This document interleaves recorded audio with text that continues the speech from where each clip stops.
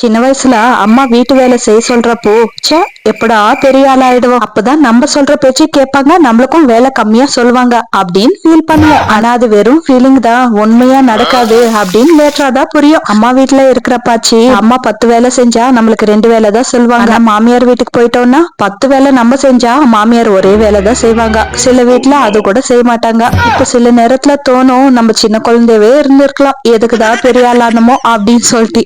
ஏன்னா சின்ன குழந்தையா இருக்கிறப்போதான் நம்ம லைஃப் நம்மளுது அப்படின்னு என்ஜாய் பண்ண முடியும்.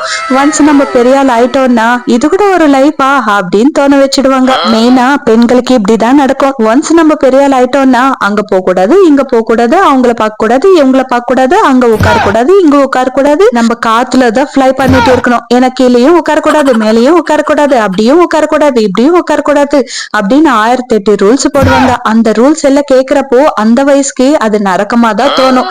இந்த நரக்கத்துல இருந்து தப்பிச்சுட்டு நம்ம கல்யாணம் பண்ணிட்டு சீக்கிரமா போயிடலாம், அப்ப நம்ம பேச்சுதான் கேட்பாங்க அப்படின்னு தோணும். பட் அங்க போனோம்னா அந்த நரக்கத்தை விட முன்னாடி அனுபவிச்ச நரக்கமே பெஸ்ட் அப்படின்னு தோண வச்சிடுவாங்க. என்ன நான் சொல்றது சரிதானே?